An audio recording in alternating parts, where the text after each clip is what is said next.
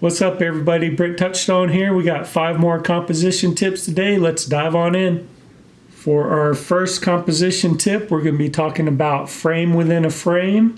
This is used to add depth to a photo and to draw your eye to a particular subject matter. In this case, we're looking at Long's Peak here, and we got 2 rock walls on each side.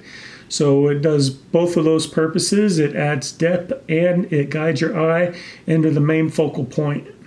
Here for the second example, we've got a bobcat and some brush. The brush is nice and bokeh out. Frames in the bobcat real nice, definitely adding depth and drawing your eye to the subject matter. For our next composition tip, we're going to look at centering the dominant eye. This is used a lot in portrait photography. I don't shoot a lot of portraits, but I do shoot a lot of wildlife. And I find that this rule is equally as important in wildlife to really just give that feeling that the image is following you, that the subject matter is looking at you, and as you kind of move around, his eyes seem to follow you, draws you into the image, and it's just something I really like to use. And when you're talking about centering the dominant eye, it doesn't always mean smack in middle of the frame. It can be on a vertical or a horizontal line. And if you look at this example here, I have him on a vertical line, the centered dominant eye. And once again, it really does just give that effect that the eye follows you as you move around and look at the photograph.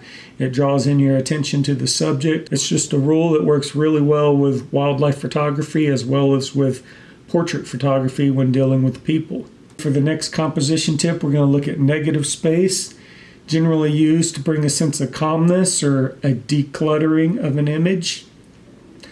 To me, when using negative space, it's more about the feeling, about the ambience, about just stepping back and taking it all in, not so much about the main focal point. It can be used for that, but to me it's something that's meant to be blown up in an image, hung on a wall in an office or a museum, and just step back, take the time to take it all in, get the feeling of what the artist was like in the moment, and just it declutters. Not only is the image decluttered, but it can help declutter the mind.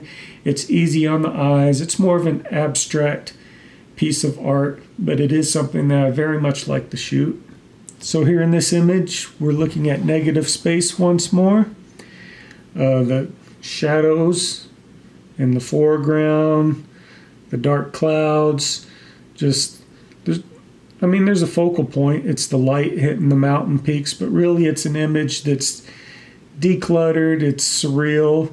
It's definitely a dark and moody photograph, but it's something that you just want to step back from. The negative space does draw your eye to the lighting, but the main focal point is a feeling. I don't know if that makes sense, but the focal point isn't the mountain. It's the calmness of the image. It's the surrealness. It's about what the image makes you feel more than what it's a photograph of. For our next composition tip, we're looking at diagonals. Diagonals are used to add depth to a photo. If you look here, you have the diagonal pier leading in. It's also used for leading lines, bring your eyes into the frame. They work very good coming in from the corners of compositions. They also give the photo a more dynamic presence.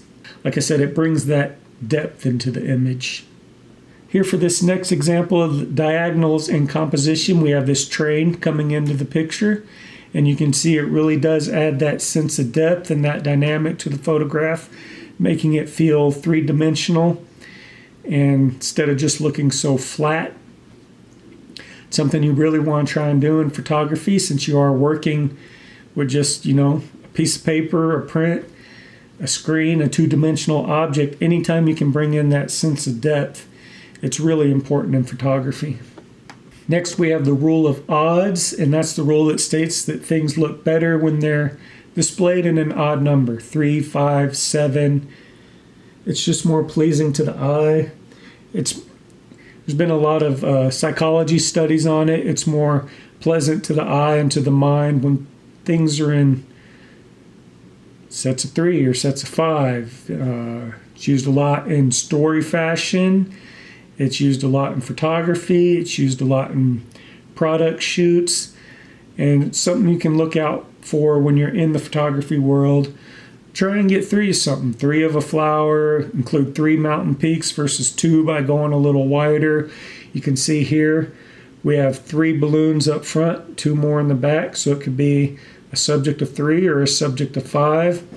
But in general, it's just something to keep an eye out for when you're out taking photograph, is that rule of odds. Next here we have this little product shoot I did for wheat, just for the fun of it, and I presented it in an odd pairing.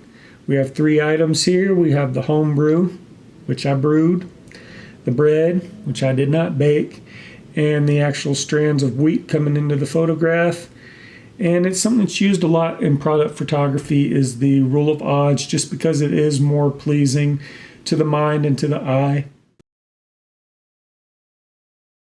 All right, that's it for composition tips this week.